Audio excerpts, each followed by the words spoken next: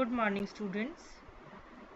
Till now we have done selection command or select command for fetching the data from single table. But what if I want to fetch the data from more than one table? So if you think about that, if you want that more than two table will be involved in SQL query, the answer for the same will be joins in MySQL. So that's what our today's topic is. Today we will learn how to join two tables and how to fetch the data from multiple tables. For that we will do many types of joins. So let's learn how to join two table in MySQL. So let's go to next slide.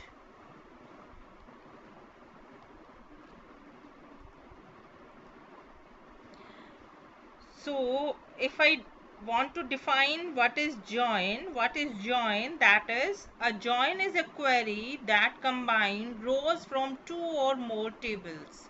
That means if I want to fetch the data, or you can say tuples, from two tables, that can be done with the help of join.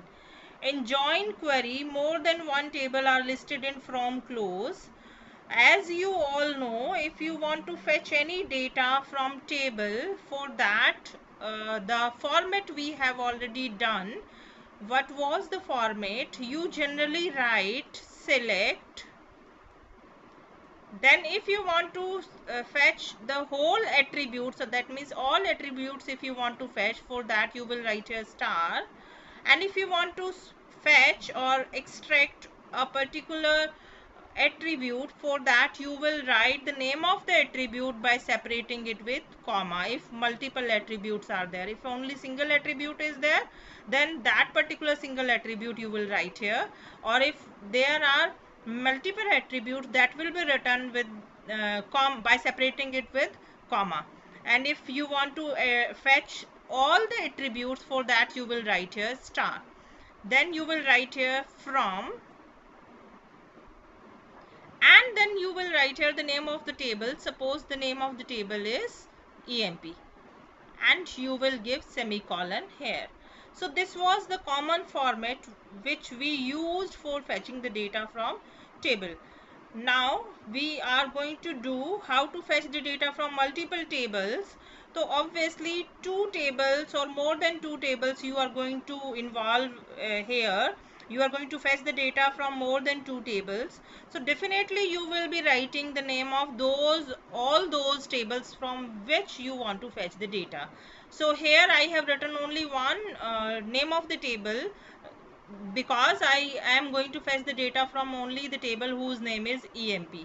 Whereas if you want to fetch the data from multiple tables, the name of those tables will be written here with from clause by separating it with comma. So that's what it is written here. In join query, more than one table are listed in from clause. MySQL provide various types of joinings that we will be learning it later in the video. So first join that we will learn is your cross join, that is also known as Cartesian product. Then second one which we will learn is equi-join, and third one is your natural join. So these three joins we will be learning it. So let's go to next slide.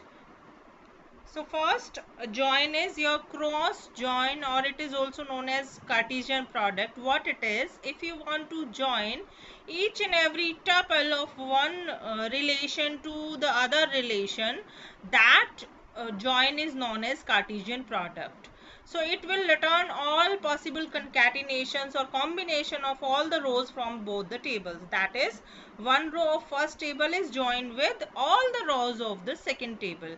So the Cartesian product, what it will do, it will combine all the rows with all the rows of the other table, all the rows of one table with all the rows of other table. So that will be the Cartesian product. We will understand it with the help of one example as well. So the next point is Cartesian product will join each row of one table with each row of another table. That's what we have discussed about. It will join each row of one table to the rows of another table. So in that case, अगर मैं ये कहती हूँ कि first table, that means table 1, suppose it is having 6 rows, that means suppose your first table 1, it is having 6 rows, and table 2, suppose it is table 2, it is having again 4 rows.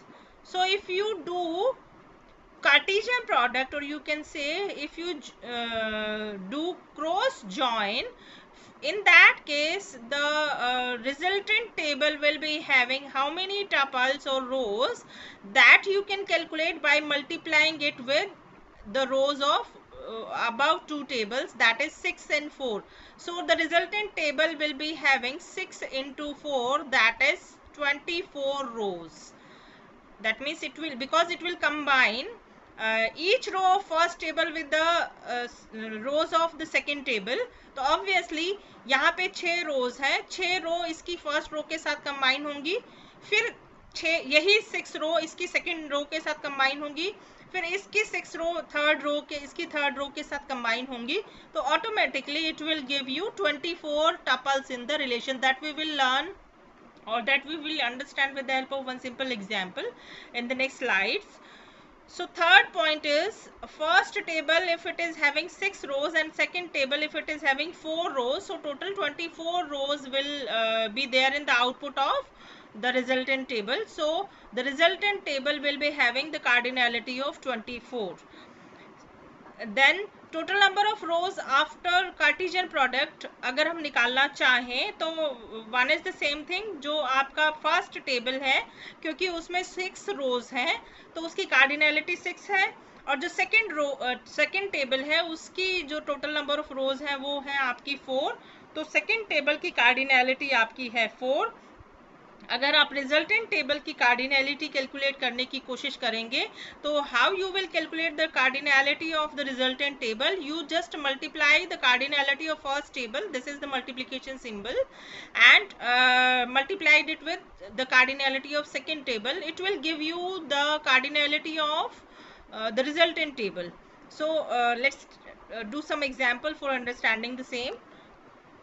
So take this example in which two tables are there. First table is your color and second table is your shades. Shade में colour में आपके पास में 3 रोज हैं, and जो shade जो table है यानी इसका जो आपका एट्रीब्यूट का नाम है इसका कलर है, और इसका जो एट्रीब्यूट का नाम है वो शेड है. तो अब यहाँ पे यस अगर आप इसको कार्टेशियन प्रोडक्ट करेंगे तो ये क्या करेगा, what it will do, the result will be जो इसके 2 कॉलम्स हैं that will be the resultant attribute of the resultant table. So this will be the resultant table. Let us draw the same. Resultant table आपकी क्या होगी, यानी दोनों के दोनों एट्रीब्यूट आपके यहाँ पे आ जाएंगे रिजल्टेंट टेबल में. First attribute will be colour and second attribute will be shades. Now if I calculate the Cartesian product, for that what I will do, I will take the first row of the first table, it is having red, it will join this value to each and every row of the second table. That means color is red, it will join this value of this first tuple to all the tuples of the second table. So it will write here light. Likewise again it will write here red, it will join this red with cyan.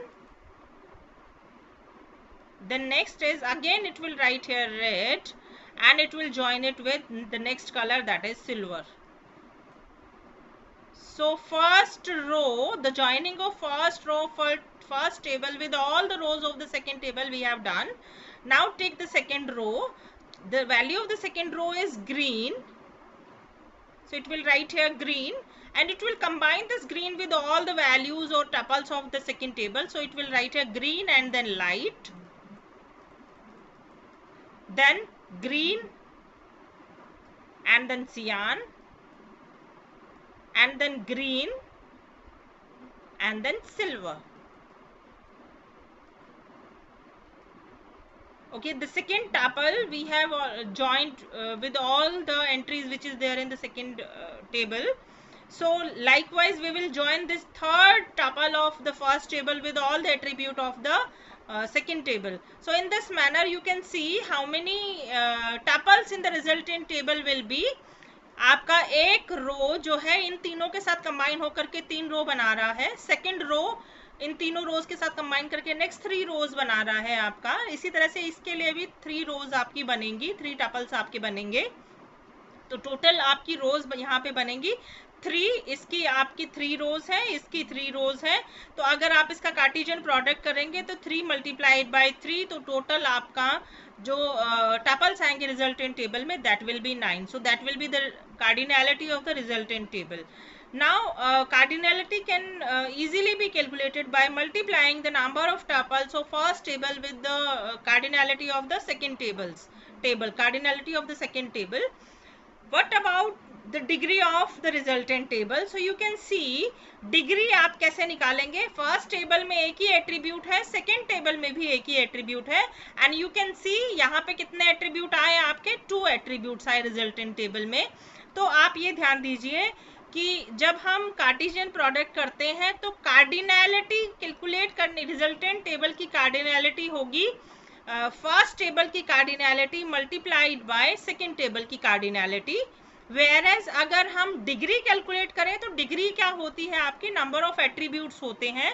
So resultant table की degree आपकी किस तरह से evaluate होगी, जितनी degree आपकी first table की है plus the degree of the second table. So you can C the degree of first table was 1 and the degree of second table was also 1. 1 plus 1 is 2. So in this manner the degree can be calculated. This question may come in your exam. 2 table will be given to you and you are asked to do Cartesian product or Cartesian join you are asked to do, and then you have to give answer what will be the resultant cardinality as well as the resultant degree of the resultant table.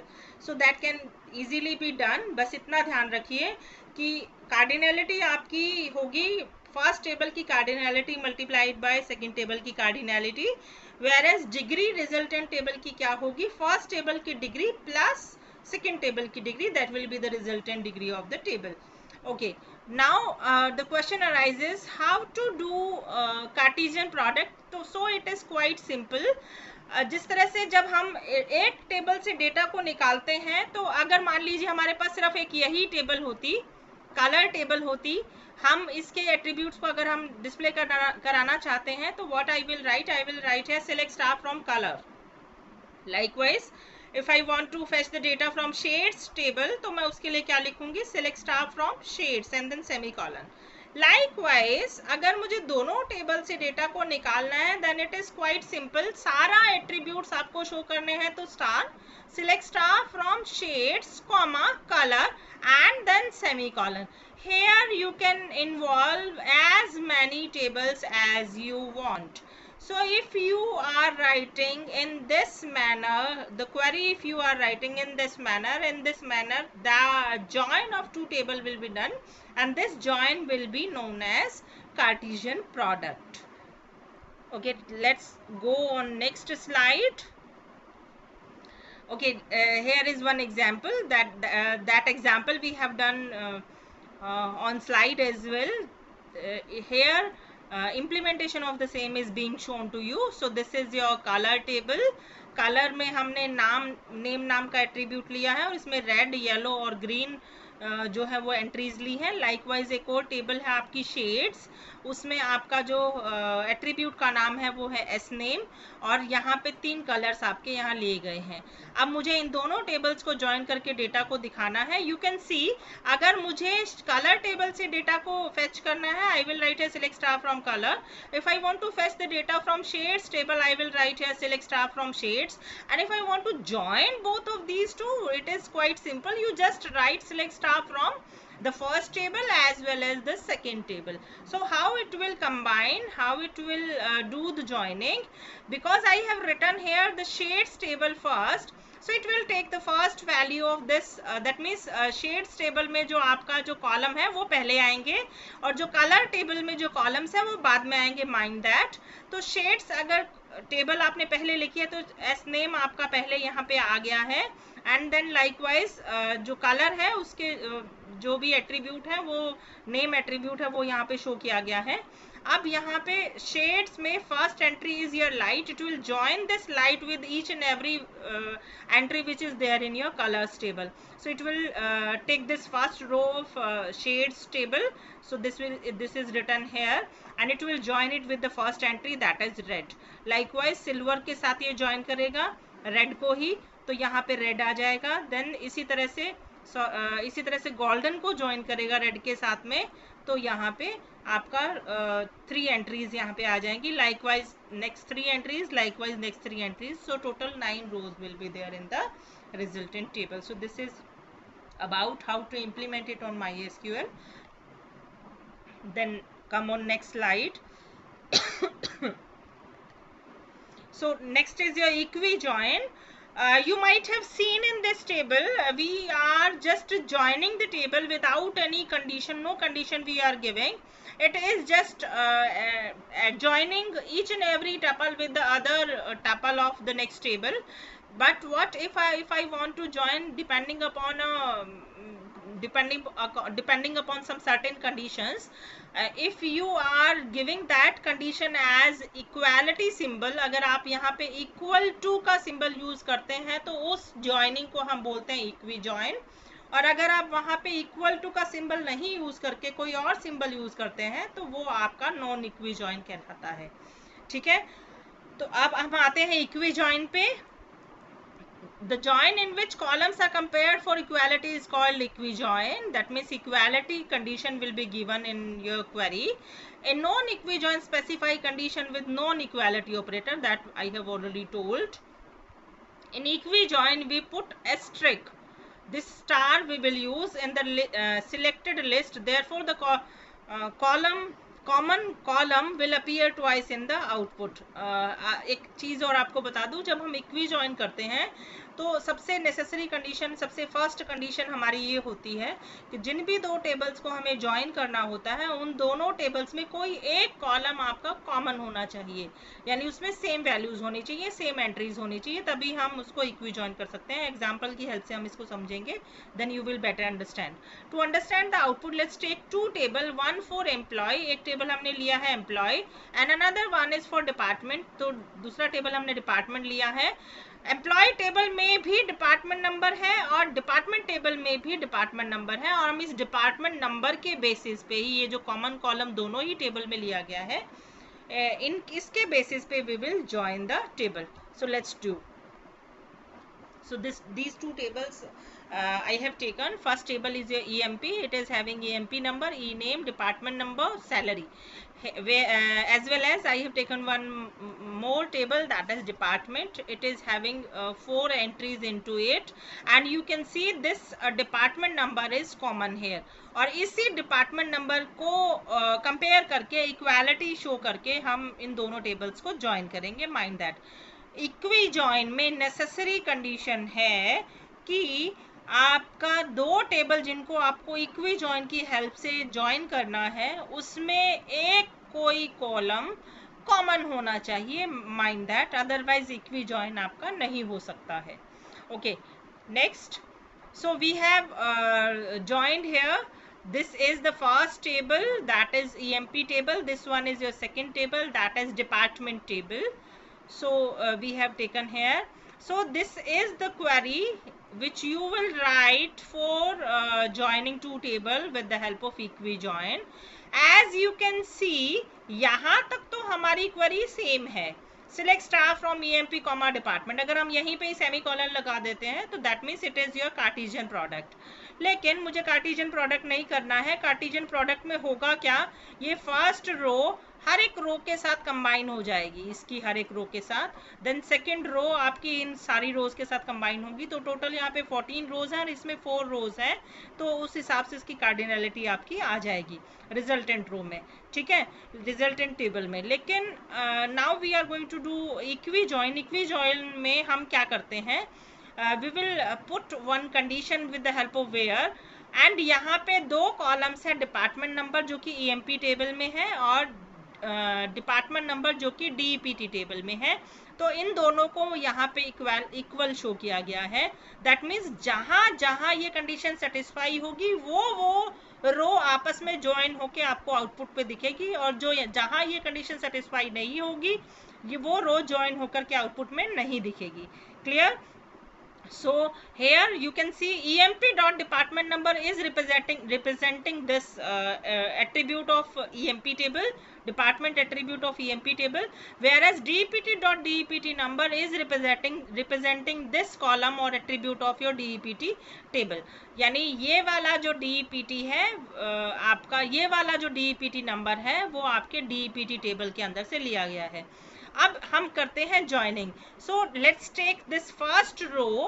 अच्छा, अगर हम बात करें कि जब हम equi join करेंगे तो आपके जो एट्रीब्यूट्स हैं वो कौन कौन से आएंगे, तो जिस तरह से आपके एट्रीब्यूट्स कार्टेशियन प्रोडक्ट में आते हैं उसी तरह से सेम तरीके से यहाँ पे भी आपके जो एट्रीब्यूट्स हैं वो आएंगे। यानी जो एट्रीब्यूट आपके फर्स्ट टेबल में वो एज इट इज आ जाएंगे। You can see EMP number, then e name, then DEPT number, then salary. यहाँ तक आपके जो एट्रीब्यूट्स हैं वो EMP टेबल के हैं, एंड देन ये जो 3 एट्रीब्यूट है that is there in your DEPT table. So यहाँ पे भी डिग्री कैलकुलेट करने का तरीका सेम है, चाहे आप कार्टेशियन प्रोडक्ट करिए, चाहे आप इक्वी ज्वाइन करिए, चाहे आप नेचुरल ज्वाइन जो हम आगे सीखेंगे उसमें थोड़ा सा डिफरेंस है। इक्वी ज्वाइन और कार्टेशियन प्रोडक्ट में आपकी डिग्री कैलकुलेट करने का तरीका सेम है। You just add the degree of the first table with the second table, so that will be the degree of the resultant table. So attribute मेरे ख्याल से आप सबको समझ आ गया। अब बात करते हैं कि रोज कैसे आएंगी। So take this first row. First EMP number 1 है, the name is Alam, department number is 10, then salary is 10,300। ये first row it will be fetched, and then इसकी भी फर्स्ट रो को फेच किया जाएगा। अब यू कैन सी कि जो डिपार्टमेंट है यहाँ पे और ये जो डिपार्टमेंट है ये इक्वल है। अगर ये इक्वल है तो ये रो शो की जाएगी आपके आउटपुट पे, नहीं तो रो जो है वो शो नहीं होगी, ठीक है। तो क्योंकि ये दोनों इक्वल थे तो इस रो को ज्वाइन करके यहाँ पे शो किया गया 10, then sales, then Ritika. Then इसी रो को दूसरी रो से कंबाइन करने की कोशिश करिए। फर्स्ट अलम, EMP number is 1, EMP name is Alam, then department number is 10, then salary is 10,300, then try to match these values. Is it matching? It is not matching, so the result is false। तो ये रो की joining नहीं होगी और यहाँ पे result में ये रो जो है वो नहीं आएगी। लाइकवाइज इसको इसके साथ कंपेयर किया जाएगा, it is also non matching so it will not be join, then it is also non matching so it will not be join. Whereas in case of cross product और cartesian product ये सारी की सारी रोज आपकी join होती आपस में और आपके रिजल्टेंट टेबल में ये आती, ठीक है।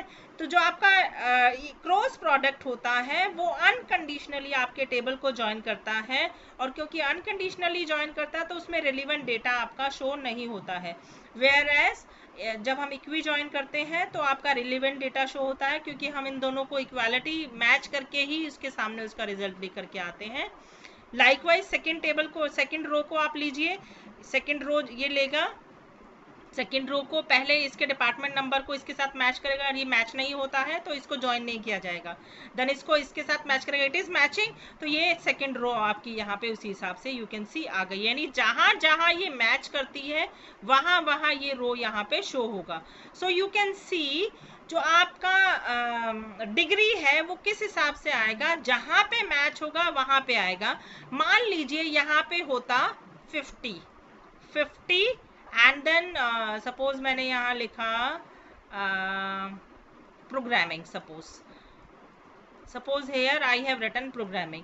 अब मुझे एक बात बताइए, अगर मैं कार्टेशियन प्रोडक्ट करूं तो यहाँ पे है 14 और यहाँ पे है 5 रोज, तो 14 into 5 will be the resultant cardinality.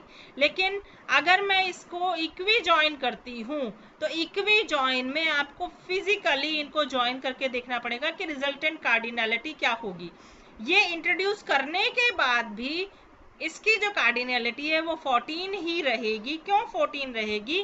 क्योंकि कहीं पे भी ये 50 जो है इनमें से किसी से भी नहीं मैच होता है, तो ये जो कंडीशन है ये सेटिस्फाई नहीं होगी। तो ये 50 वाला जो रिकॉर्ड है, ये वाला जो रिकॉर्ड है, ये कहीं पे भी रिजल्ट में आपके पास नहीं आएगा। सो इन दिस मैनर अगर आपको इक्वी जॉइन से रिलेटेड क्वेश्चन आता है पेपर में और आपसे पूछा जाता है कि कार्डिनैलिटी रिजल्टेंट टेबल की क्या होगी, तो आपको इक्वालिटी में जहां आपका ट्रू आता है उसी को ही आपको कंसीडर करना है, आउटपुट में लेके आना है, अदरवाइज वो आउटपुट में नहीं आएगा। तो this was about your this was about your equi join. Natural join भी आपका सेम ही है, बस थोड़ा सा डिफरेंस है। सेम ही तरीके से होगा, बस डिफरेंस क्या है, as you can see in equi join this column is repeated over there. You can observe this DEPT number is for your EMP table and this DEPT number is for DEPT table. ठीक है, but I don't want this repetition, मुझे ये repetition नहीं चाहिए, एक ही बार ही चाहिए। ये column जो डुप्लीकेट कॉलम है उसको मुझे एक ही बार ही लेना है, बार बार नहीं चाहिए मुझे, 2 बार नहीं चाहिए। I want to remove this repetition. तो उसके लिए आप क्या करते हैं, नेचुरल जॉइन करते हैं। तो वो हम देख लेते हैं नेचुरल जॉइन क्या होता है आपका। अच्छा, ये हम कर चुके हैं।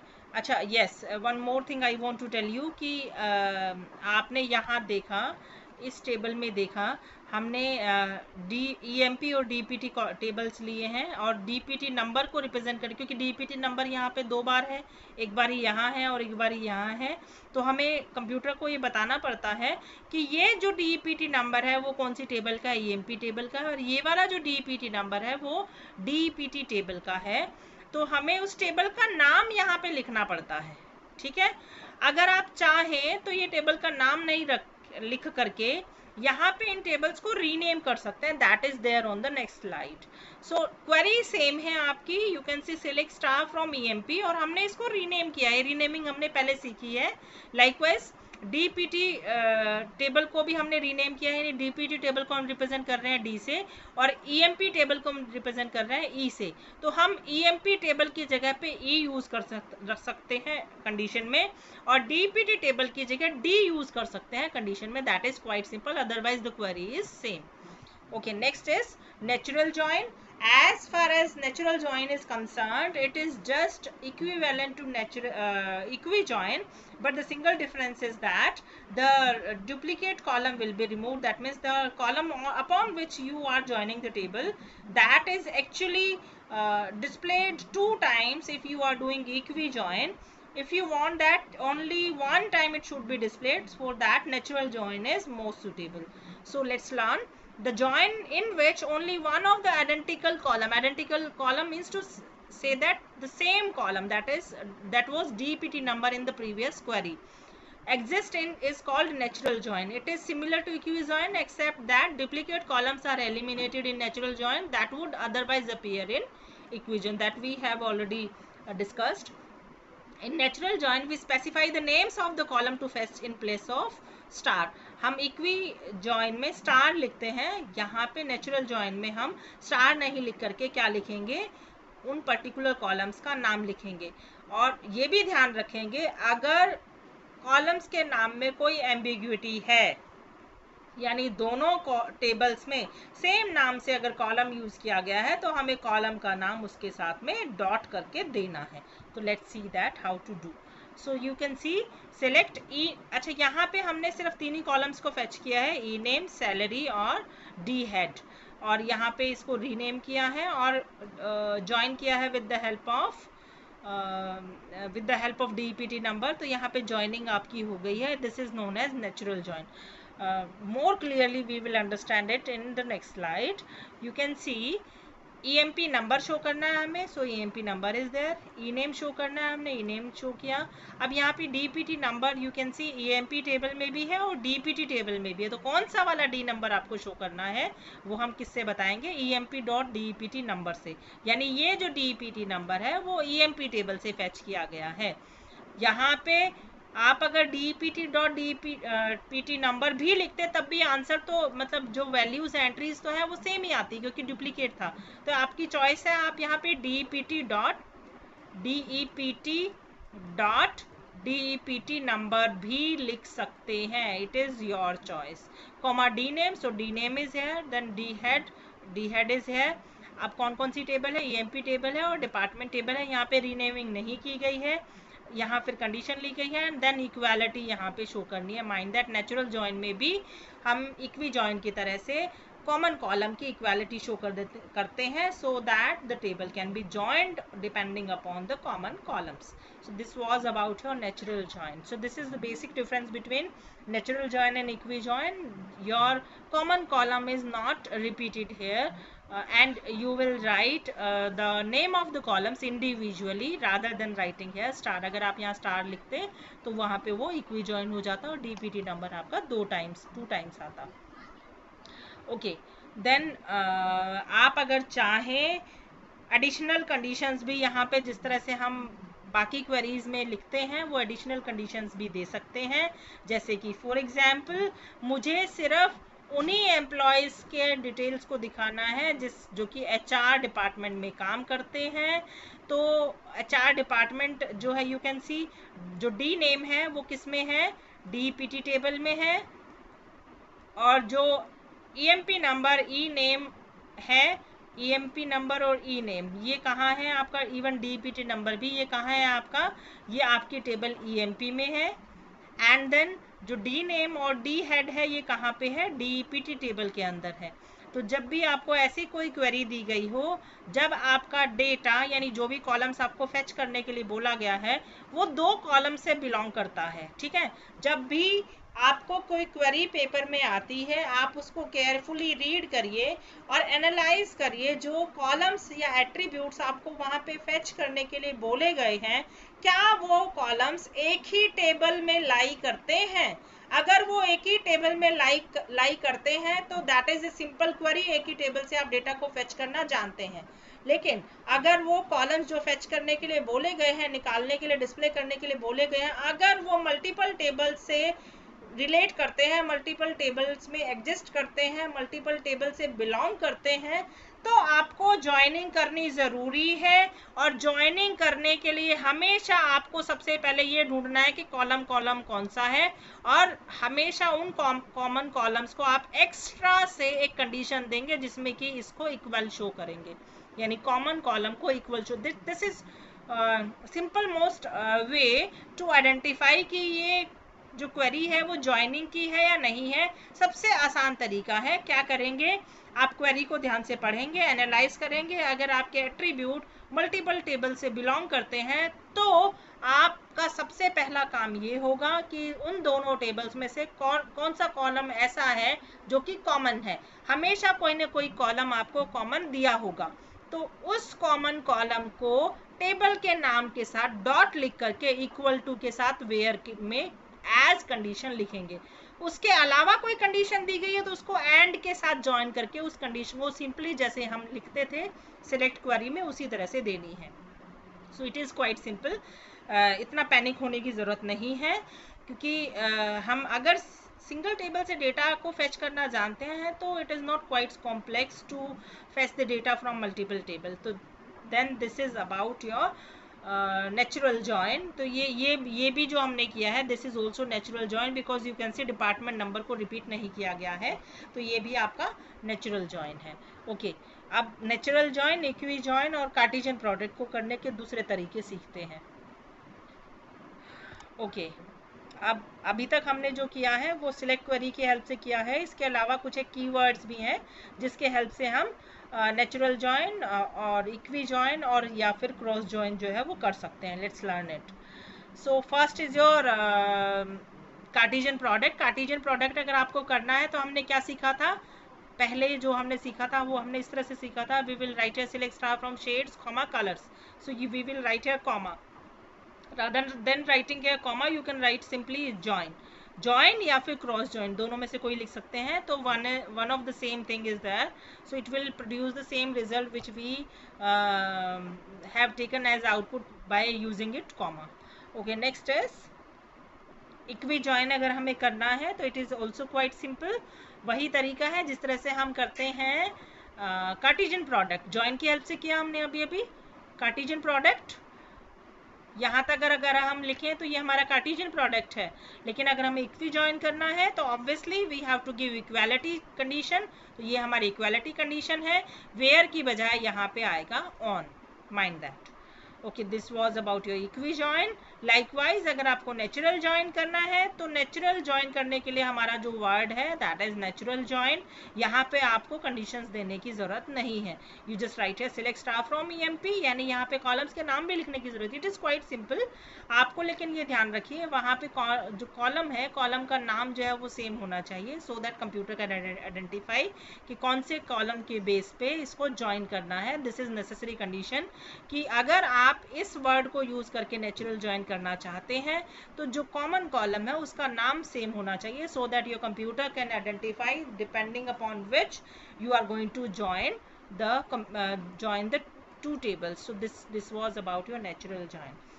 I hope you understood all these three topics, that is Cartesian product, natural join and equi join, and keep practicing the query. Based upon that I will send some assignment to you so that you can clearly understand it, and more clearly you will understand all these topics.